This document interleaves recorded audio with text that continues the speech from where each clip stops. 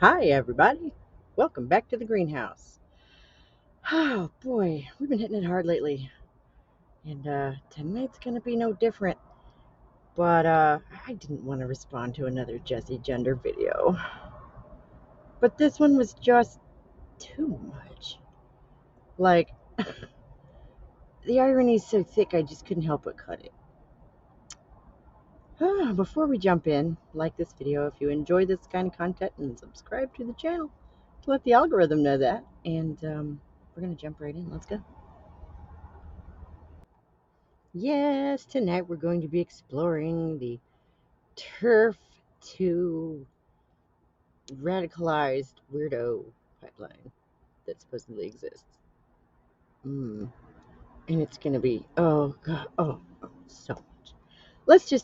We're going to speed him up a little bit because his video is almost an hour long and I don't want to be here all night. Let's go. Whoops.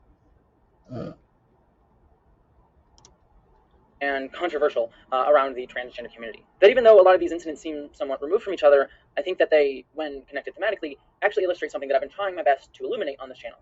How trans people are under attack, and how transphobia, more importantly, is being weaponized to help embolden and prop up larger, darker movements, like white supremacy and fascist ideology. And I know... Yeah, and he's going to try and draw lines between acknowledging material biological reality and fascism, because biology is fascism. You heard it here first. For some of you out there, that may sound hyperbolic, that may sound over the top, it may sound extreme, but it sounds like projection. Through some of my other work that I try to be as level-headed and rational and calm as I possibly can about these things. And so when I say this, I'm not doing it to try and build up this like, oh my God, fascism everywhere. I'm saying it because I really am worried about this, and I hope that you will follow me along this video to at least learn a little bit why I feel this way. Yes, well, that is what it's about, isn't it? But like, I believe that he feels this way. I really do. There's no better way to gin yourself up to do something really awful than to convince yourself that it's just so terrifying. So we're going to get into all that, but before we get started, I want to take this moment, before we get into the specifics of what's going on today, to talk about something that happened in the past, to frame this whole discussion and sort of illuminate and sort of juxtapose with what I want to talk about that's going on today. And I want to start by starting where every video by a transgender person apparently needs to start today nowadays, with Dave Chappelle. Now, wait, trust me, I promise you, I'm not going to talk about how Chappelle is bad and needs to be canceled for transphobia or anything like that. I mean, I've never spoken like that. I've always tried to give him an honest account, even in my videos when I'm critical on him. But actually, today, what I want to talk about Dave Chappelle for is, earnestly, no joke or irony, I want to talk about something that he actually cleverly pointed. Do you notice how he keeps, reframing what he's saying? I'm going to say this, and it's not a joke. Okay, he does that a lot. Half this video is him just, framing the thing that he's trying to say. Out in his recent special, something that honestly I hadn't even really thought about, but he brought to the top of my mind and actually provoked me into thinking about, as the best comedy should. So I'm actually complimenting Dave Chappelle here because he mentioned in his special a specific person named Sojourner Truth. There's a problem in that feminist movement, isn't there? From its inception in America, there's always been a racial component. When Susan B. Anthony was having that meeting and Sojourner Truth's black ass showed up. Chappelle's talking about race. Read your history books. All the white women asked Sojourner Truth not to speak. They didn't want to conflate the issues of women's rights and slavery. But you know how black bitches are. Sojourner Truth went up there anyway. And we all love her for it, right? That's why we remember this. She said, "Ain't I a woman? Ain't I a woman?" And I found his citing of Sojourner Truth in the context of a conversation about LGBTQ and trans rights and the intersectionality of racism and LGBTQ, trans women's issues, all this stuff, to be particularly insightful to me, even if I don't think he took it far enough within the special. I think the reference is actually really interesting. You would. The music's great. Who was born into slavery, and once slaves were freed after the end of the Civil War, fought for women's rights, including women's paternal rights, their right to vote, and so much more. At the time that Sojourner Truth was alive, one of the main issues that were facing women in the United States was the fight for women's suffrage, women's right to vote. And many black women, like Truth, were right on the front lines of that fight. So now we're going to get a lesson in historical racism from a white guy who thinks he's a woman. I'm not even sure, as a white man lecturing us on black women. Words fail me. It's truth, you also had black women like Shirley Colson or Fannie Lou Hamer. Yet when the 1848 Seneca Falls Convention, the first ever U.S. Women's Rights Convention, was held, it failed to address one major thing that was intersecting with women's suffragists: the racism that was faced by black women. Barely any talk at the convention about the issues that were facing black women in the fight for women's suffrage. And because of this lack of discussion on the topic, both at the convention and elsewhere in women's suffrage fights, this allowed some white suffragettes to frame women's rights to vote as in direct contention and competition with black folks' right to vote. Which is just disgusting. And yeah, people in the 19th century were racist. There's a shock. I'm not sure what that has to do with me. Okay, you ready for a little irony overload? Here we go. All this happening without suffragettes recognizing the simple fact that black women were fighting the same fights they were. That black folks in general were fighting for the same voting rights that they were, against the same people in power who were preventing all of them from achieving it. Just like everyone is struggling against the 1% right now, right? But the thing about that is, Sojourner Truth had every right to be involved in feminism because she was a woman. Like materially, biologically. And I'm pretty sure that was her point. Sir, your joke is not funny. And yet many white suffragettes instead fought black men and black women in order to prop themselves up. Which is awful. But yes, this racism is bad, and you know, I don't know. It feels like, you know, a gotcha. It's really pretty unfair. Famous speech, Ain't I a Woman? A speech where she drew attention to the fact that she, as a black woman, was just as equal as any man or any woman, and about how her womanhood and her right to be heard was being denied to her because she was black, and that she still was a woman despite all of this, all the same, no matter what. So Sojourner Truth real right, and it's as simple as that. It ends there. She did not need to prove or demonstrate her. There's a couple big differences between you and Sojourner Truth besides time period and skin color. Realized that this infighting was just a distraction used to prop up white supremacy. But while this fight, right, which is what we're doing right now. Thanks for that. It hurt all women, including white women also helped to propagate it, and it disproportionately affected her and other black women, and was being used to further marginalize black women as a whole. And so, yes. And you know, the cycle continues, eh? But here he's about to take this exactly where you think he is. So I tell you this brief overview of Sojourner Truth's life because I just want you to be thinking about it as we get into the next part of this video, and we will be returning to it towards the end of this video. You see, I bring up this story of Sojourner Truth because it illustrates how that same dynamic is being illustrated and wielded today in different ways, but also at the intersection of race and women's rights. No, you really, really wish it did, though. You really, really, really want to appropriate that black woman's narrative. Because you like it a lot. Ain't I a woman? No, you're not. And trans rights as well. Before I get into this, I want to make explicitly clear, I'm about to talk about TERFs, trans-exclusionary radical feminists, sometimes known as gender-critical feminists. The term TERF has been somewhat diluted in mainstream discourse to mean any women or feminist that espouses any type of transphobia or anything that is deemed to be transphobia. Now, that's a whole other discussion that we can talk about, but for now, in this video, I just want you to know that when I say TERF, I am talking about a specific ideology espoused mostly by specific people and groups. And he is going to name some of these people and groups? He is. But he's not going to actually directly quote any of them for any more than like a couple sentences. But a couple of his friends actually get whole cameos and speaking parts. Some of which I'll be talking about here. And if you want to know more about what I'm talking about specifically with that ideology in a general sense before getting into some of the specifics that I'm going to be talking about in this video, I did a whole video that I'll link up here that talks about it. And also it'll be linked down below. Yeah, and don't go do any of your own research. Just go watch his other video. The second thing is, like I said before, it may seem to folks that I'm being hyperbolic and over the top, but I also hope that my body of work at least showcases that I'm someone who tries my best to remain level-headed, calm, There's and the critical reframing of again. both others and myself, as well as people that I agree with. As well as, at the same time, try my best to provide as much grace as I humanly can with those who even disagree with me.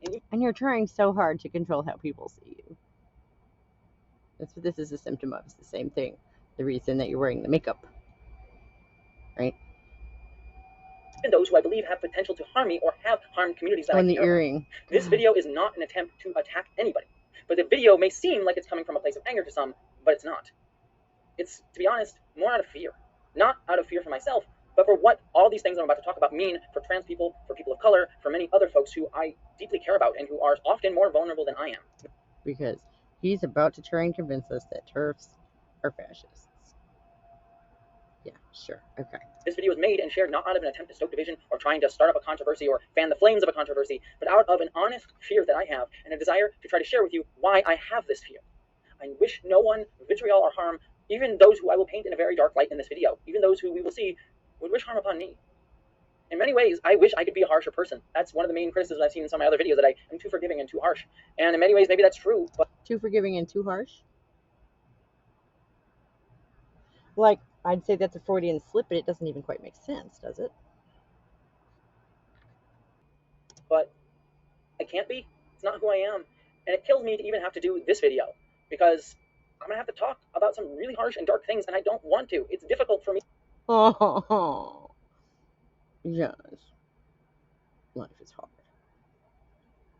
Yeah, sympathies, I suppose. But, come on. Not dark stuff. Not deep things. Oh my goodness. Lions, tigers, and TERFs. Oh my. Part 3. The effects of gender critical. Gender critical what? We shall see momentarily. The LGB Alliance is a gender critical group in the United Kingdom that argues that the rights of lesbians, bisexuals, and gay men are being hurt by transgender ideology. They are, because if, men can be women and women can be men and lesbians can have penises, then what the hell is a lesbian anyway? Founder Bev Jackson has stated that lesbians are in danger because, quote, if you do not accept that everyone has a gender identity, then you are automatically labeled transphobic, which means you can no longer discuss women's lives and what's happening to lesbians. Jackson and the LGB Alliance continually frame trans people as actively attacking women's rights and the rights of those oppressed for their sexuality. Hence the type. Like, again, just recently in the infrastructure bill, they just kind of snuck in the whole gender identity thing in there. What the fuck does that have to do with infrastructure? The infrastructure of my pants? I don't know. But yeah, you're under attack. Sure. Title LGB Alliance and no T. They will often say that they're not there to attack trans people, but that they're just worrying about the effects on the LGB part of the community. But let's take a look at if that's actually true. First off, LGB Alliance worked to oppose and even vilified the charity Stonewall, one of the largest LGBTQ rights organizations in Europe, since it was founded. Okay. First off, they're not LGB anything anymore. They've been doing nothing but trans things for years, and they're the ones who, are responsible for some of the ridiculous interpretations of law over there and some of the most, some of the strangest educational materials I've ever seen. In 1989, Stonewall as a group has worked for years to help oppose LGBTQ military bans, fight for LGBTQ marriage rights across Europe, and more. Yet in 2021, a campaign to vilify Stonewall by groups like LGB Alliance led companies like Oxfam and BBC to exit using Stonewall's diversity program as because over the last few years, it has morphed into something else. The businesses, just because it helped to create a safe working environment for trans people. But we've all seen what creating a safe environment for trans people entails, right? You cannot call it like you see it. You best beware of misgendering someone. That they could be whatever they want. They want to imagine themselves to be inside their head without having to present any such way. Any which way. Like, you can't. They said, I've always heard you shouldn't judge a book by its cover. But, I think that was a saying because human beings tend to do that. That if you have a beard, you should not be entitled to get offended if someone calls you he. The program also did work to try to make a safer work environment for LGB people as well. So the removal of Stonewall's diversity program, those two things are incompatible. But LGBTQ people in general. And the reason given for this removal of Stonewall was because the chief executive of Stonewall likened gender critical feminists, sometimes called TERFs, as I said, to anti-Semitism and racism. And so the BBC left the program, citing that they, quote, needed to remain impartial on LGBTQ lives. Now we'll be coming back to the idea of remaining impartial on the part of the BBC, but keep it in mind for future reference. But let's not ignore it. Let's talk about that. So wait a minute. I'm sorry. What now? And the reason given for this removal of Stonewall was because the chief executive of Stonewall likened gender critical feminists, sometimes called TERFs, as I said, to anti-Semitism and racism. And so right, so the head of Stonewall called us Nazis, basically, and the BBC was all, yeah, you do that over there. BBC left the program, citing that they, quote, needed to remain impartial on LGBTQ lives. Now, we'll be coming back to the idea of remaining impartial on the part of the BBC, but keep it in mind for future reference. But let's not ignore it. Let's talk about that anti-Semitism comment. Do gender-critical views have anti-Semitism links? Well, there. What? Men are men and women are women, and you cannot change that. It has absolutely nothing to do with hating Jews. I mean, they are Jewish, and you can't change that. I don't know. Let's see. Have been several examples of this. Within the community of anti-trans feminists, this anti-Semitic trope manifests as the conspiracy that transgender advocacy is funded by George Soros, such as in the article, "Who are the rich white men institutionalizing transgender ideology?" by Jennifer Bilek in the Federal. I apologize for the speed and the freeway.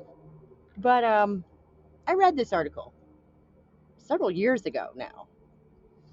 And no one, I don't remember it talking about George Soros, no, nor have I seen anyone on any of the forums that I frequent and have frequented over the various years talk about George Soros. They talk about, what's that person's name? Also Jennifer, hang on, Pritzker, who, I guess that person's Jewish too. I heard that recently. I don't know.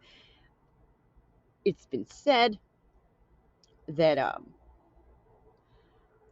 the quinky dink that several of these various apparently white, but I guess not, rich old men, just pumping money and research into this are Jewish means, are objecting to what they're doing means that we don't like Jews. Which again, I didn't even know this. I really don't even know this for a fact now. And I haven't bothered to look it up because it doesn't matter. I don't care. It's a red herring. It's a non sequitur. By framing transgender activism and advocacy as transgender ideology, Bilek is also playing into the Christian right messaging trope of gender ideology. A Christian right messaging trope of gender ideology. So I guess that's in reference to the Christian right talking about gender ideology. So like if the leftist feminists and Christian white nationalists all went outside and agreed that the sky was blue, would there be corruption and hypocrisy? Fourth Wave Now, an anti-trans blog, Michael Biggs explores Open Society's foundations finding off, as he calls it, the gender industry complex. Which, by the way, as an aside here, the gender industry, are we like making gender in factories now? No, the gender industrial complex. It's a reference to something Eisenhower said. It's a pretty famous thing about the military industrial complex. I just, they can't even get that right. They can't even, and they still haven't actually quoted any gender critical ideas at all. But anyways, conspiracy theories about George Soros' participation in progressive advocacy are anti-Semitic, and they also contribute to violence against Jewish people. Evidence of anti-Semitism by anti-trans feminists is present throughout its academic history. In 1979, Janice Raymond referred to transgender men as the final solution of women in her book, The Transsexual Empire, often cited as the basis for anti-transgender. Okay, so this is a lot in a small space. But so, wouldn't referring to transgenderism as the final solution for women be sympathizing with the Jews in the Holocaust? Like, I'm not sure how great a metaphor that is, but that's putting the women in the place of the Jews, right? So that's sympathizing with them, which is not hating. Last I looked. Feminism. And in 2018, Jen Isaacson erased the history of genocide of transgender people and the destruction of decades of research into transgender health during the Holocaust to discredit people using the term TERF. I literally don't know anything about that. I'm sorry. I did not have time to look that up. And so, the Nazis didn't like transgender people. They didn't like anybody. That doesn't make that doesn't make it the same as anti-Semitism. And here's, by the way, where I wish to begin to note that these views on transgenderism being conspiracies made by Jewish folks is something that mirrors many alt-right and fascist viewpoints. For example, there's this quote that I am not going to read out loud, written by a literal I did read this. Neo-Nazi that was very influential with a lot of his writing that links transgenderism to Jewish conspiracies. Right, yeah, and I honestly can't parse this because I don't know who any of these people are. Or why in the world transgenderism would be in any way directly linked to Judaism. I'm from Cleveland, Ohio. I have known a few Jews. And none of them were transgender, I don't think. Of course, this was in the before time. But, 5 years ago, 7 years ago. And I don't, this is nonsense. So we're starting to see a connection between anti-Semitism and anti-LGBT views on the part of gender-critical people, and a connection to the alt-right. But these links go... I'm seeing you force these things, yes. Even further. The LGB Alliance founder, Bev Jackson, accepts funding from the Heritage Foundation. Right. Because, okay, this is the thing where, nobody but the weirdo will talk to you, and then nobody else wants to talk to you because you're hanging out with the weirdo. A right-wing group in the United States that fights against abortion rights for women and other women's rights. So we can see a clear connection between groups like gender-critical feminists being funded by the same groups that harm women's rights, the same rights that LGB Alliance is supposedly fighting for. You see? All right. So I don't agree with the Heritage Foundation, but it's not the Klan. The hypocrisy here.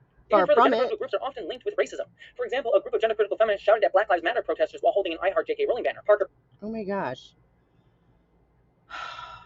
There was some kind of I saw that. I remember when that happened. There was some kind of conflict over the space. And there was shouting that went on both sides. Posey, a noted online gender-critical feminist, also spoke at this event and has also appeared in numerous videos alongside white nationalists. Again, the only people who will give you space to talk on any kind of public forum are people who also agree that women are women.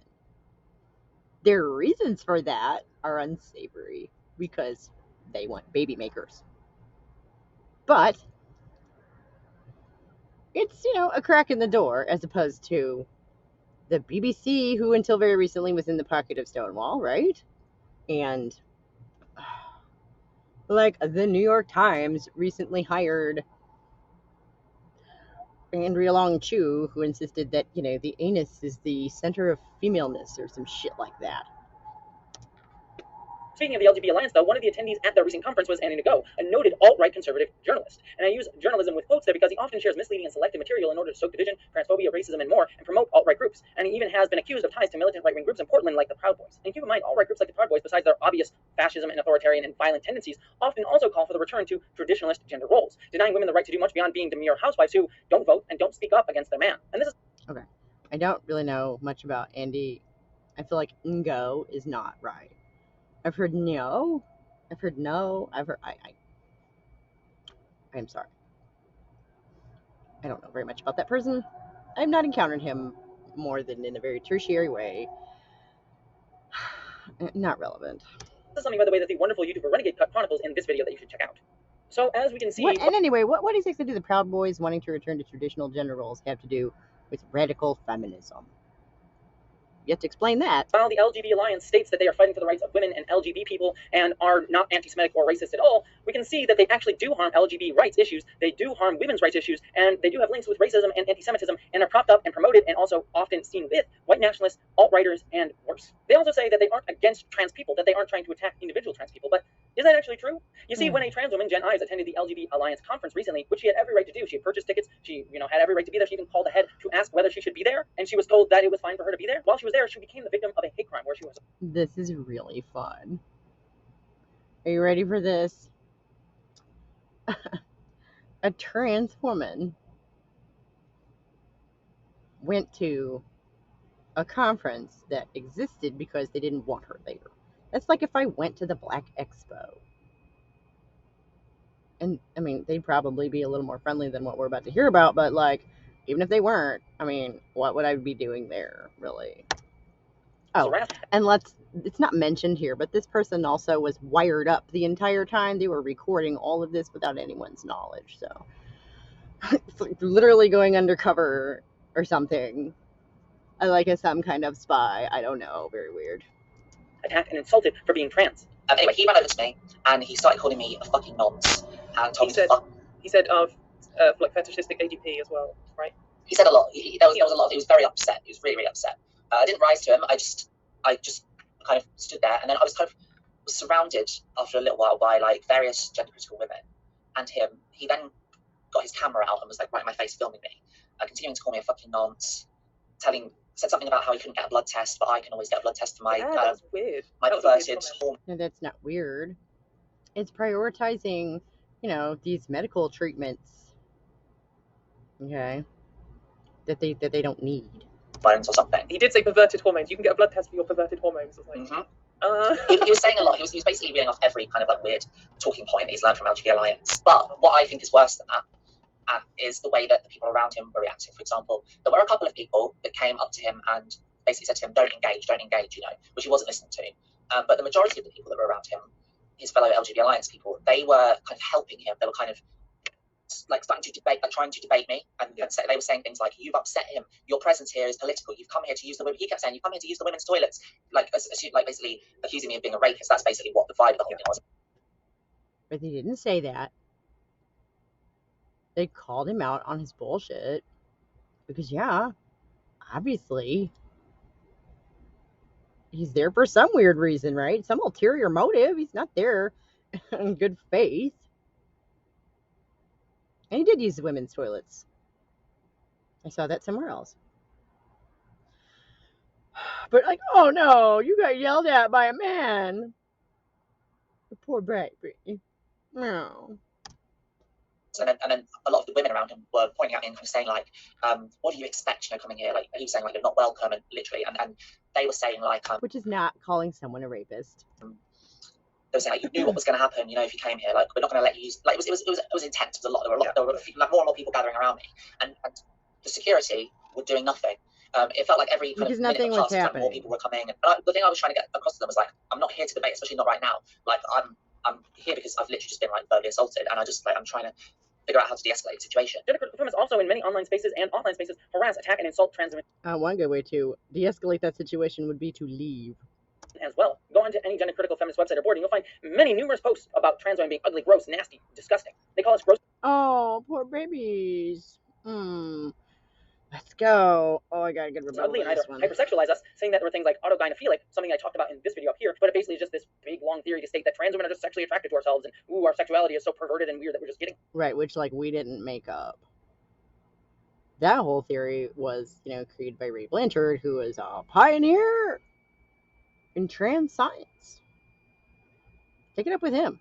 Off on being in a woman's body. Or alternatively, or at the same time, they say that we're ugly, disgusting men in dresses, just brutes with disgusting features that belie our true manhood, that we aren't real women. And they say, oh no, oh, you poor delicate flower, that we're invading feminist spaces to hurt real women. You are. And you do. Just by doing so. You hurt women by violating their boundaries, like not physically.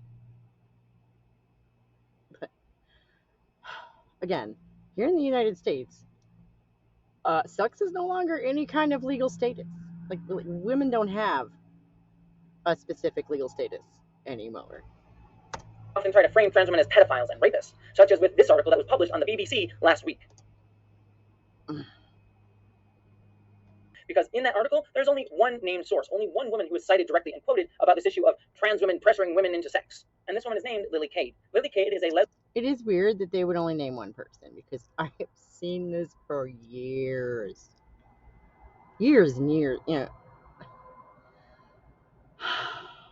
The cotton ceiling was not a term coined by lesbians. Lesbian cisgender, i.e. non-transgender pornographer, with multiple allegations of sexual assault against women. It's really horrific that an article that's fear-mongering about the supposed horrors of trans women pressuring lesbians into sex, that gives no demonstrable examples of that actually happening, but that within it they platform a cis woman who actually does have credible allegations of assault against her by women. Okay, I wish I knew more about that, and I guess the BBC has taken her out of the article. He's about to say that in a minute. I really don't, I've never heard of this person before, and it seems very strange to me that they wouldn't give any concrete examples of this, because I could give you some. But the concrete examples I am going to give you here in a moment are even better. The hypocrisy is, in my opinion, staggering, especially for a supposed reputable news organization. But even further though, even ignoring that irony, Lily Cade published this on her website. And before I read it, I'm going to warn you, it's pretty gross and pretty scary. So if you don't want to see it, big trigger warning on this one for transphobia, like the biggest warning I could possibly give. Like, most of it is pretty boilerplate, radical feminist rantings. The ending is a bit of a bomb, though. Let's get to this time code below if you don't want to hear it.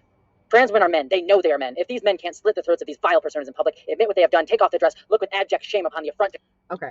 slit the throats of these vile personas. So I just want to point out real quick as we go through this, it almost sounds like, at least at first, she's speaking metaphorically.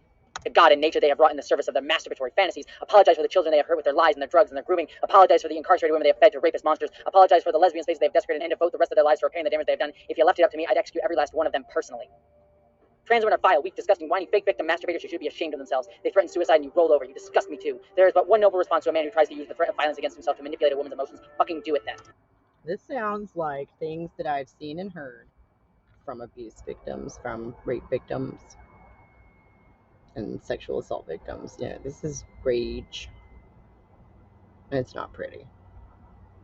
And I don't agree with any kind of violent options myself. But again, we still haven't actually quoted any gender critical points, ideas, arguments, nothing. We have this verbatim. This is one person ranting on their own website. This was not the BBC article, obviously. Trans women are men, trans women are evil, trans women are rapists, trans women are predators, trans women are men who have surrendered to their shadow. That's what it means to be evil. Cancel the ever-loving fuck out of this. Cancel this so hard that no man dare walk the path of trans women in public ever again. Enough is enough. Lynch Caitlyn, lynch the sisters Wachowski, lynch Laurel Hubbard, lynch Palin Fox. Make these men stand up as men. Make these men stand up as the men you all know they are and hold them accountable for their shame. I don't think we should be lynching anyone. That's my 2 cents. So, being honest with all of you, I am currently reading these lines now after I've recorded and I'm editing the video, and this sucks to read. I'm about to finish editing this video, and I'm glad that I saved recording these lines for last because that felt really shitty. I'm really sad that I saved your video for last because I really didn't want to watch it because I find you annoying. But I felt compelled to respond. I just, oh my gosh, yeah, it really, really sucks to read. The truth hurts, but it will set you free. And really scary to read right now. And I'm gonna go watch an episode of Star Trek after this, just so y'all know. But yes, run away into your escapism. Off you go then. Yeah, this sucked to read. This hurt to read, and I am sorry that I feel like I need to share it with you just to show you how disgusting these things are and how harmful they are to trans. Right, but again, you haven't shown us any actual gender critical arguments about anything.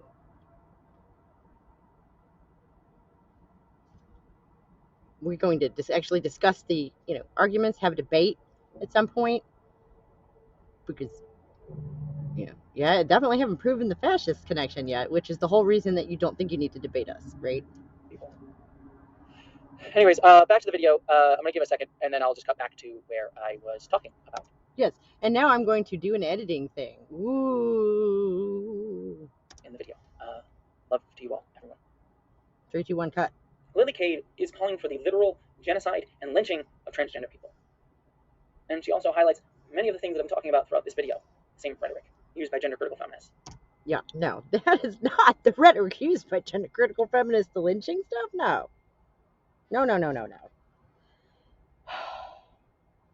Trans women are run isn't rhetoric, it's the truth.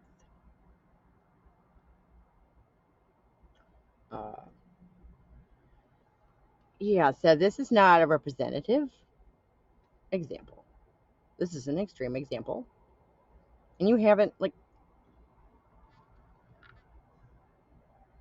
you're not going to give us any representative examples, are you? These are the types of people that get platformed saying how worried they are about transgender people being harmful to women's rights.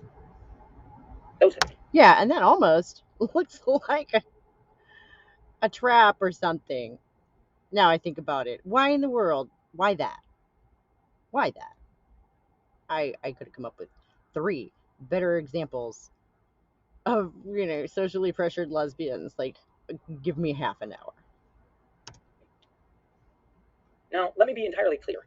I understand that there are conversations to be had about how we include trans women, like myself, in conversations about larger women's rights, such we don't. as how I should be an ally and listen to fights that cis women and trans men and non-binary folks face when it comes to issues like abortion, for example. You can do that as a man, possible in abortion access, and how I should sometimes sit back and listen in those issues, but how also many trans women should have a voice in these issues as well when it comes to things like healthcare access. Because while many women in general have issues getting access to healthcare, trans people in general, women, men, non-binary folks, also have issues accessing healthcare. Wait. Now that's an interlocking fight, even if it's slightly different for each of us. That's pretty funny, isn't it? Goes directly to access to healthcare, which is a shared material need. But I want to have that conversation honestly and proactively and kindly. The sad thing is, I believe this. I think that he really believes this.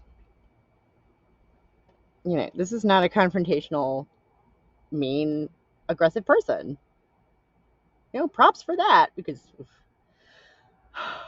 he really does, you know, think of himself as the guy who can carry the heavy load, though, doesn't he? Not in a space where I, as a trans person, am being told I'm a pedophile, being told I'm an angry, gross man trying to dehumanize and sexualize me by people. Okay. You're dehumanizing women by thinking that you can just decide that you are one. You know, we are whole, discrete people. You can't just put us on like a costume. It's beyond offensive. It shows a lack of empathy and understanding that is frightening on its own. People who are either being instigated by or who are folks who wish me dead for just being trans and just trying to be involved in fights for my rights and the rights of others. Because like, I've seen one person, and I'm another who doesn't agree with that. So what of that? All fight the same battles together. Meanwhile, as all of this is going on, trans people just trying to live their lives face increased rates of abuse, harassment, and insults online in online spaces, as numerous studies have shown. Or we see things like what YouTuber Noah Samson found on TikTok. Another trend they noted was the way that this extreme content was able to be hidden from detection through the use of codes and symbolism, like this guy pretending to cry with text saying 50% of transgenders take their own lives. This fills me with so much sadness. But the music playing in the background was Bon Jovi's Living on a Prayer, the part where Mr. Jovi says we're halfway there. The implication being, you know what the implication is, right? I don't have to explain that. Yeah.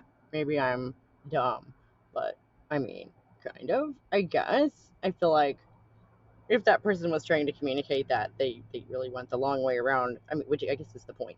But I don't know. Who in the hell has got the time to troll TikTok? I don't know. What Noah points out there, what Noah finds there, is pretty common. That there's these slightly veiled insinuations by people who are trying to encourage the death and murder and suicide of trans. Also, these are the people who think that biological sex is a dog whistle. These are the people who think that words are violence. You know, so when they say they're being harassed, who knows what that means? By the way, you should watch all of Noah's video on the radicalization pipeline on TikTok. It's very, very good. But this same sort of dynamic is something that I got myself in harassment I faced on my Dave Chappelle video. Not outright calling for my death or my suicide. Okay, so these are bad. The 40% are references to a study that stated 40% of trans people attempt suicide. You will never be a woman. 40% yourself for trying to ban speech. Not nice. Come on. We've got to be better than this. We've got to be better than they are. We're letting ourselves be dragged down to their level. But people wink, nudging it just enough to be missed by censors, or by people who don't necessarily know these, dog whistles, but for which no trans person would miss. The comments you see on the screen are comments that were directly directed at me. What was that? A grown man. Necessarily know these, dog whistles, but for which no trans person would. A grown man in his room, surrounded by children's toys, whining for an hour about jokes. You will never be a woman. That's a pretty accurate description of that Chappelle video, though. Of all his videos, really. Except for the jokes part. This one, I don't see a suicide thing in here. I see no violent anything in here. Miss. The comments you see on the screen are comments that were directly directed at me. You will never be a woman. Dilate. Which I don't know if he thinks that is somehow a reference to self-harm, which, from what I gather, the whole dilation journey is perhaps a form of extremely elaborate self-harm. I'm far from an expert on that one, but it's not, cutting yourself. It's something they're supposed to do as part of their, medical care. You'll never be a woman. You look more masculine than most men. I don't agree with that. This guy clearly has a pretty slight bone structure. Come on. It's amazing. You're all the same. Fun fact. Men really are all the same because there's only one Y chromosome on the entire planet. I learned that recently and I laughed so hard. Within the past couple weeks. And all this is going on while folks like Lily Cade write manifestos encouraging others to kill us and exterminate us while she's being platformed on one of the biggest news sites, BBC. She did not write that on the BBC. She wrote that on her personal website. She wrote that one thing. For all I know, she does it every day, but you did not present that. You presented one essay that was clearly written by someone who is very angry about something pretty specific that they are not saying. You know, they've been wronged by someone. Probably someone in that category. I can't imagine why that would have happened. It's not like we don't have any boundaries. This, by the way, is the issue that the BBC wishes to, quote, remain neutral on, a phrase which actually here means platforming these gender-critical groups while removing protections in their workplace for trans people. Oh, and also, as I wrote the script, it was learned that apparently someone warned the article's writers and the BBC about Lily before they published this article, and they still went ahead with publishing it anyways, showing how clearly the BBC isn't remaining neutral, but is letting the anti-trans bias of these TERFs become normalized as the, quote, neutral position when it is anything but. So, accepting material biology as a neutral position, it is. It is. It's where you started from too, hun. Otherwise, what did you transition from? It is gross and stands against everything that journalism should stand for, but it should present the facts, the true facts, and present a true account. The true facts, right? Yeah, your facts. Of how those facts showcase a narrative of harm against specific communities and the most and your narrative. Marginalized communities like trans people, instead of these dog-whistling, misinformed, and grossly platforming articles like this one. It was literally one article, one. After years and years of trans positivity. Gosh, I mean, what are you going to do? Sometimes I genuinely worry what someone like this is going to do. If and when the tide turns, the other way, as it appears to maybe be doing. And further, as I was editing this, it appears that the BBC removed Lily from the article, with no acknowledgement of the harm caused by her or the article, nor any willingness to address literally any of the myriad other issues with the article, which still stands up as we speak. So, you want to get hired before summer? Sorry about that. Capitalism creeping in again. And their silence on that is deafening. Their silence on the whole, oh, we platform this person and they're a violent transphobe. But this is about to get even more fun, and I am not going to subject you to the entirety of this next section because I can't watch it. As my friend and fellow YouTuber Vera Wild pointed out in this powerful statement. Does anyone remember Donald Trump and his reluctance to disavow David Duke? Does anyone think this person is a woman? Like, shut your eyes and listen to this person speak. Head wizard of the Ku Klux Klan. At the time that happened, that was major news because everyone disavows the Ku Klux Klan. Yeah, and one lesbian porn star is not David Duke, who spent decades, personally seeing to the mass oppression of Black people in the United States. He's famous for it. Really, really famous for it. Like, way outside of circles that, really have anything to do with that. He's the kind of person that if you disagree with him, you know who he is so that you can stay the hell away from him. This is not a fair comparison. Even politicians whose policies would seem to very much line up with the things that people like members of the Klan would want, they disavow them. But Trump didn't. And when somebody calls for the death of people, an entire group of people, you disavow that. You sound very certain about that. I am definitely not a Trumper. But you have a lot of nerve to say that, considering what I've been looking at and receiving for years.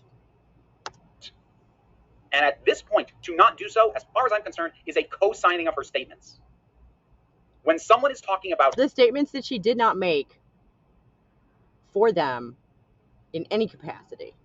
Killing people, you do not get to sit back and say, well, we do not take a stand. You have to, because people are being threatened with death.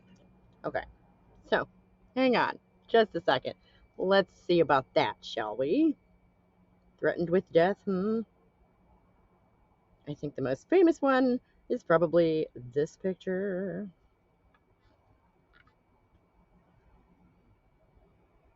Kill the TERF, right? Let's see what else we got. POV, you're a TERF in my mentions. That one doesn't have a date on it.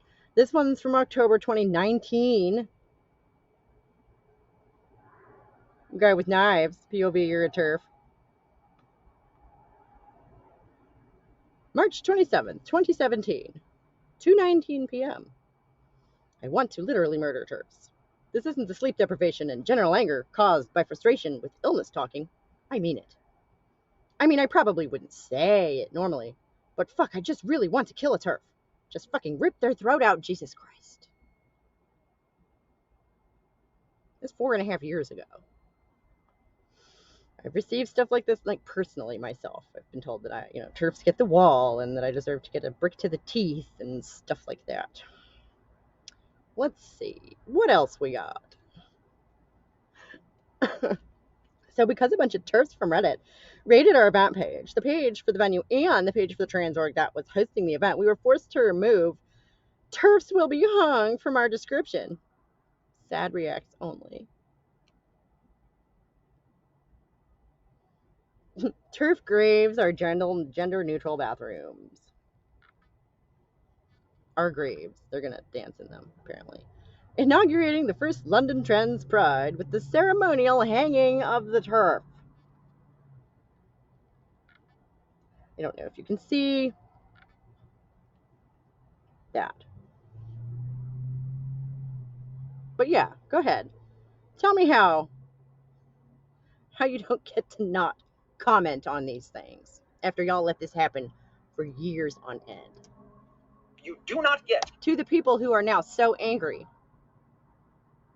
that they have started kind of responding in kind after years of just wanting to be left alone and discuss menstruation, childbirth, hell, any old thing really, just, without y'all. To be neutral on that. And if you do not have it within yourself to say, we condemn these comments, we condemn the call for violence, then that to me says you are okay with it. Because if you do... Well, that's very interesting to hear from you, person wearing a she, they button. I hope we're not all expected to have one of those. Okay, and I actually looked into I'm just trying to use one person like Lily Kay to paint all gender-critical feminists as calling for violence against trans people. There are many more examples. Take, for example, the aforementioned gender-critical Posey Parker calling for men with guns to start using women's toilets in order to protect them. Them meaning cisgender, gender-critical feminists like Posey Parker. Not only does this reveal how little they actually care about their common transphobic argument that trans women are just men trying to gain access to women's bathrooms, as they're perfectly fine with men coming into women's bathrooms when it's to harm trans people, thereby showing that they don't really care about women's protection, they just care about cis women's protection. But this is also encouraging violence against trans women in general. So... I looked into that because I just could not believe that she wasn't being facetious. And surprise, she was. She was sort of pulling a Jonathan Swift kind of thing, I think, where, it's, hey, men in America, you should maybe take those guns you love so much and run into the ladies' room because that'll get people's attention. Essentially. Since there's no reason that they can't just be like, oh, I'm a lady, and do so now. It would get people talking. That was her point. So gender-critical feminists and gender-critical groups like the LGB Alliance claim that transgender ideology is harming women's rights, LGBTQ, black folks, and more. And yet, as illustrated, they are the ones doing all of these things. No. You haven't illustrated any of that, and you certainly haven't actually quoted anyone who's actually talking, trying to just debate ideas or concepts or any of this, the real material of, like, what is trans? What is that? You seem to be one of those people who admits that biological sex exists. So do you think you have a woman's brain or a woman's soul? I don't know where this particular individual stands on that debate, but either way, like, we haven't even settled what the hell we're arguing about. In reality, these feminists are just attacking and targeting transgender people in order to prop themselves up. Everyone else be damned. And I'll repeat again, if you want to know why they do this, I don't want to make it seem like they're just doing it out of nowhere. There are reasons why. I do talk about it in this video that I mentioned earlier. But regardless of the reasons why, make no mistake, they are trying to attack trans people to prop themselves up at the expense of not... Right. reframing. Here's how you look at this. Here's how you look at this. Only my way. Only trans rights, but the rights of all women, black rights, the rights of people of color in general, the rights of gay, lesbian, bisexual people, and more. And they are being propped up. But like a lot of us are women of color. Not me, obviously. But, you know, a lot of the radical feminists I've met and am acquainted with are black. So it's really hard to argue that black women are white supremacists. And a lot of them are lesbians. Like a lot. So what are you talking about? Supported by white supremacist and right-wing organizations, because those groups know that this infighting helps only them. As the amazing... No, all of this infighting amongst all of us just helps, you know, the people at the very tippity top. You know, the ones that we should be uniting against and taking all of the resources back from. Judith Butler wrote in an article that you must read, and I will link below, and if you get anything after this video, like go and read anything after this video, it is this article. She states this. Anti-gender movements are not just reactionary but fascist trends, the kind that support increasingly authoritarian governments. The inconsistency Like how? of their arguments and their equal opportunity approach to rhetorical strategies of the left and right produce a confusing discourse for some, a compelling one for others. But they are typical of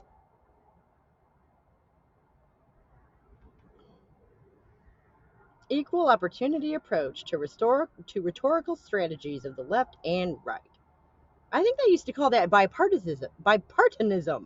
I can't even say it. It's been so long. Fascist movements that twist rationality to suit hyper-nationalist aims. And it should be noted that while I've been mainly talking about U.S. That is a random, sentence. Yes, she does say that. And if she gave any examples of that, he cut them all out. In UK politics, because that is what I have the most awareness of, this gender critical problem is a worldwide one. For example, we recently saw something similar happen in Italy, where gender critical ideology was used to justify not passing LGBTQ protections, because it included protections for trans people. And as Judith Butler points out, similar actions are happening in Poland, Turkey, and more places around the world to justify denial of not only LGBTQ rights, but to increase authoritarian policies. And on top of that, by the way, gender critical... Increasing authoritarian policies is cracking down on everyone. You can't wear a dress. I can't wear pants. Right? That's not what we're about. And if you had bothered to ask any of us or read any of the many, many things that are out there, because I've read a few of them, you would know that. Feminists mainly only focus on attacking white trans women, often forcing trans men and transgender people of color to be invisible in the public eye. An invisibility that allows harm against those communities to flourish without any attention or representation. Trans men are often gaslighted by gender critical feminists into believing that they're just women who want male privilege. Because they are. Because being a boy looks like more fun. Isn't true. Trans men are men. It causes us to not focus on how trans women of color are often the most attacked, marginalized, and often at the most risk of being murdered. And on top of that, it forces us to constantly only bring... the trans women of color. He's trotting out all these, tropes that are so 2 years ago. Up trans women of color in the context of how marginalized they are, instead of celebrating... Because what was the statistic? There hasn't been a single trans woman killed in the entire UK since 2019 or something like that. To say nothing of the several women who are killed every day. You know. Oh, the genocide. The fact that trans women of color often contribute to society and culture writ large in wonderful and beautiful ways. See the amazing works that many trans women of color help to make, like Pose, or my amazing fellow YouTubers like Kat Black, or the wonderful DJ who I mentioned earlier and who is also non-binary, or many others who make excellent fucking work and should never be defined solely by trauma and pain, but sadly often is how we only define them when we bring them up into public consciousness in that context, because we ignore them everywhere else. And even further, it is worth noting that even within the trans community, there is racism as well, with some white trans folks pushing out black trans folks using the same exact rhetoric that we've seen elsewhere. Or sometimes it can come out as just ignoring that trans women of color even exist. Yeah, it's almost like racists will be racist, right? And that they are, unfortunately, to some degree, apparently everywhere. So, but I thought you said that we were the ones who were, inextricably linked with these, evil ideas. I hope you're not meaning to imply that, feminists made trans people racist, because that would be just beyond. It shows how truly intricate and complex and interwoven all these different types of marginalizations are and are meant to divide us instead of bring us together. There it is again. And by the way, having some self-awareness here and bringing it back to the story I framed this at the beginning, this is what the story of Sojourner Truth illustrates. Sojourner Truth was a full and complete person, a mother, a friend, a person who lived a full life. And while it's deeply important to remember everything that she fought for and the fights that she fought, she was more than just that. Yet because we force these fights upon each other, it defines and confines us all to these things. And even further, it essentializes black folks to only be talking about black issues. It causes people to essentialize trans people as only caring about trans issues. Okay, I'm not sure how we got there, honestly, from Sojourner Truth insisting that her sex mattered to people who were talking about sex-based rights, to essentializing. I mean, Like, they only wanted her to talk about black things, I guess, and so that's equal to you. What?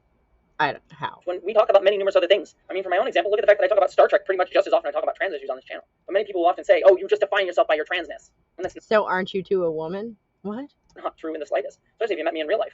I barely talk about trans issues. I'll talk more about Star Trek than anything else. And we do the same to people of color, which, by the way, I am not free of this. I try my best to platform other voices in other places, but a lot of the time I only do so in the context of talking about these issues. Yeah, well, you know, we're all multifaceted diamonds, aren't we? And he really did go out of his way in this video to platform his friends, which is lovely. And would feel a lot less underhanded if he had actually, I don't know, played a single clip, read a single paragraph from any gender critical arguments anywhere. And it's something that I'm working to try to do better about. But for this video, it's important to note how Sojourner Truth illustrates how the same dynamics of the battles that she fought decades ago and centuries ago are still ongoing. They're in new places and presented in new ways in some cases, like how it's currently being weaponized against the trans community, though it should be noted that trans folks have always existed and been marginalized throughout history, though often... Oh, I'm sure. Let's reframe it just a little more, shall we? But, like, really, this is a white man claiming a black woman's narrative.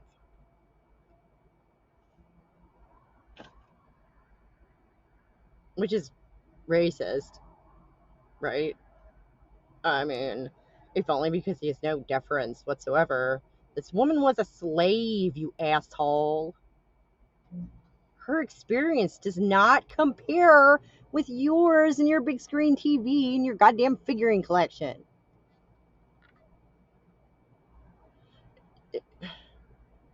Just entitlement, just arrogance.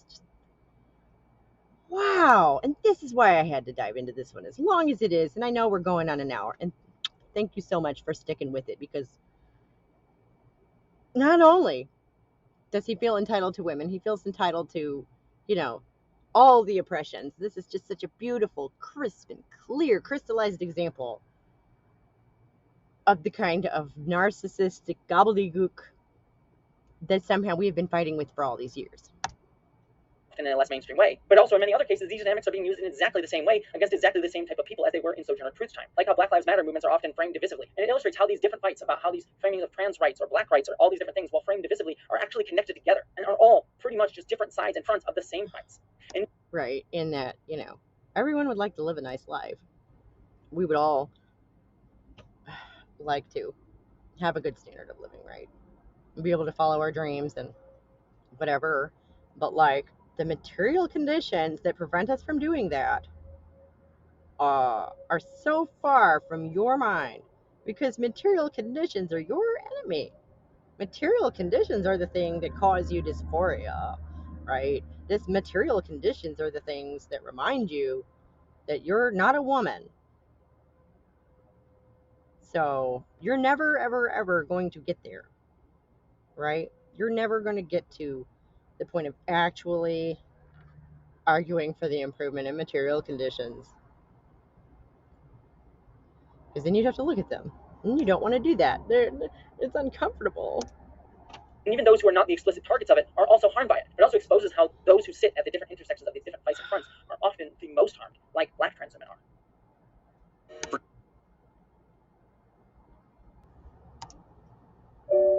You see, all of this is why I was shocked to see in the same special that Dave Chappelle cited Sojourner Truth, he also stated that he was, quote, Team TERF.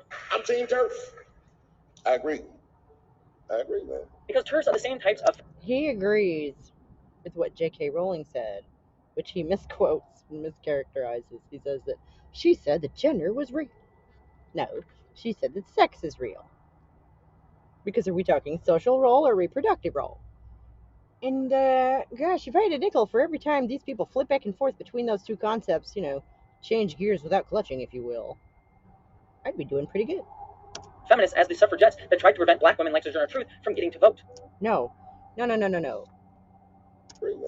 TERFs are the same types of feminists as the suffragettes that tried to prevent black women like Sojourner Truth from... Racists? How have you demonstrated that we are racists? Because someone, you know, from a British organization dedicated to homosexuality took money from the Heritage Foundation, which looks weird on its face. Shouldn't the Heritage Foundation be opposed to homosexuality? Isn't that sort of the Christian rights bailiwick? Or was for the longest time? from getting to vote. The same feminist that denied her womanhood and said that she was a threat to women's rights and women's spaces. But I am upset at the transphobia that he helped to normalize by saying he's Team TERF. Because he's normalizing these awful, awful people in the same way that the BBC normalized them as well. But unlike the BBC... He's normalizing racists from 150 years ago? No. Obviously, that's not what he means to say, but it's about that ridiculous. See, I can at least somewhat give him some grace to say that maybe he's just not aware of these issues. But even that is showing a sign of a much larger and more worrying trend if we believe that these types of gender-critical, quote, feminists are so good at hiding their horrific views and actions that folks like Chappelle, who in any other context would recognize them an instant for the horrors that they extol, miss them today because they talk about trans rights instead. Like transgender people do not exist in the same way that black people exist. Okay. Regardless of what I'm sure you have convinced yourself of, you were not born this way. And as such, it pushes people who are just reading mainstream views into gender-critical ideology, which then puts them into a pipeline to further alt-right views and white supremacist views. Today, this rhetoric provides an entry point into far-right politics. When you add a legitimatization engine on top of conspiracy theory, with people affiliated with universities or with degrees in higher education promoting these ideas... Right, because that's not what happened with trans ideology at all, right? This is literally what happened. You know, it's been a bunch of academics talking about this stuff for decades, and it's trickled down into the wider society. The idea that one can have an identity that is somehow, on the other side of one's physical self. That's what trans means, right? Doesn't mean the opposite. It means on the other side of. And I don't, what people affiliated with universities, it's like Kathleen Stock, who just was drummed out of her job at Sussex, I think it was, university, for being a trans medicalist, I believe. Like, she's not even against it all. She just has, that line that she drew, and she doesn't want to go past that, and that's not good enough. You see that a lot. Such as many gender-critical feminists have, there's a real danger that they can move further mainstream. As it should be noted, because they've been so normalized, gender-critical views do not a fascist make. Not every gender-critical feminist would support fascism, at least individually or consciously. So, if gender-critical views do not a fascist make, what the fuck did we just spend the last hour talking about? Isn't that what you just said that you were going to show? Isn't that what you just claimed to have shown? Also, I do want to point out that he has not defined fascism. Bit of a football there. Which, it basically just means authoritarian, which he hasn't, defined either. So let's do that real quick. Fascism, political philosophy, movement, or regime that exalts nation and often rates above the individual. But I'm pretty sure he's using it number 2 here, a tendency toward or actual exercise of strong autocratic or dictatorial control. So a dictatorship. Gender critical people are working for dictatorship. Like, we don't even have really thought leaders. Like I say, Kathleen Stock isn't a gender critical person, really. She just doesn't ride the trans train all the way to the logical conclusion.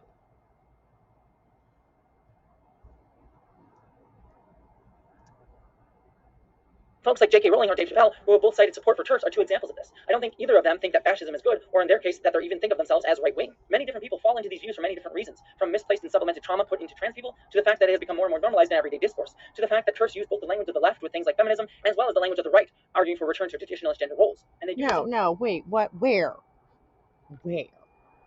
do radical feminists argue for a return to traditional gender roles? If it weren't for traditional gender roles, you would have absolutely nothing to mark you as female, would you? Which one of us would be more upset if, all women on the planet stopped wearing makeup tomorrow? In order to obfuscate their base intention, because gender-critical feminism is a pipeline that radicalizes people along the path towards fascism, and it is a viewpoint that inherently supports authoritarianism and fascism. And how? No, it is a viewpoint that, allows people to begin to think critically about the nonsense that is coming out of your mouth, and you really don't like that because you want to be able to control how people see you and how people see the things that you are talking about. I really have become convinced that that's a large part of why you do these videos. And in some cases, for those furthest radicalized down this path, many do overtly support fascism, violence, and harm against all people, but specifically against trans people. Where did you demonstrate that? I saw one person.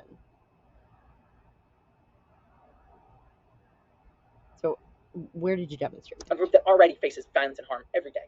And so I make this video because I don't want any of us, myself included, to not ignore this anymore. Because women don't face violence and harm every day. And he's about to say that they need to call out the TERFs or whatever. We need to look right at them and understand them for what they truly are. Which is fascists but not fascists? You didn't make clear what the hell it is you're talking about or what you think your opponents are. But when exactly have they not been calling us out? Right? This has been going on for years. And now they're so worried because they're getting some serious verbal pushback. Boo fucking who. Okay, I know this is running long, but just a couple more minutes because there's a bit of a payoff here at the end. Bear with us. Hang in there. So I'm filming this 24 hours after having, shot and edited and recorded voices for this rest of this video. And as you heard earlier in the video, after those particular quotes, I had a rough night last night. It was hard for me to make this video and not feel it, if I'm being entirely honest with all of you. And having had a little bit of distance from it and looking at the video now, I realized that there was a piece to all of this that I was missing that I want to add here really briefly. To control the narrative. What to feel with this feeling and what we should feel. He wants to block up all the holes. Do with it. Because I realize that I'm speaking somewhat to two audiences with this video. One part of the audience, some of you out there, maybe people for whom the stuff that I share in this video may seem revelatory or surprising or shocking. Again, I didn't share this to be, fear-mongering, over-the-top, hyperbolic, but just to share with you pieces of information that really, I think, are concerning, deeply concerning. And I hope that if you are among that audience that saw this, that I hope that it comes across from the place that it was intended to come across from, as just sharing with you this stuff that deeply concerns me and scares me. I hope that you understand why they deeply concern and scare me, why this utilization of anti-trans and transphobia narratives in order to prop up darker things is terrifying. I understand that this level of projection is terrifying. Yeah. Take all those questions and all those negative thoughts and just push them on to other people. Yeah. Wow, over an hour. Eee, so that's been our visit with Jessie Gender tonight. Thank you so much for hanging with me in my little greenhouse, my little cozy corner. And I hope you made it through that because it was a lot. It's a lot. Yeah. Gosh.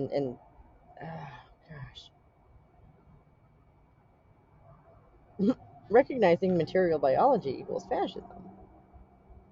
Reality is fascist.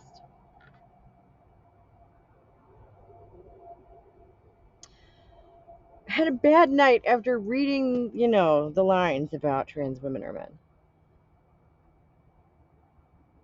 He's not really afraid of that person. She's not coming to lynch him. But just reading those words, I'm so distraught.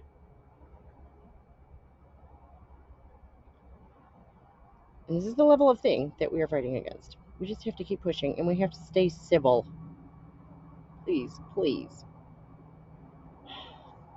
I know we're trying not to be polite anymore, but there is an unhappy middle ground between polite and abusive. Find it, please. I'm begging you. Don't be talking about lynching anybody. Come on. Come on. I know that we're all angry. I think everybody is angry at this point.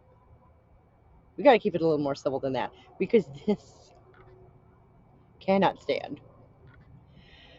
Like the video if you have enjoyed this epic journey, and subscribe to the channel for more stuff not quite so big as this. Actually, next week I have a fun one planned, I promise. And I'm going to go be putting that together. I'll see y'all real soon. Bye.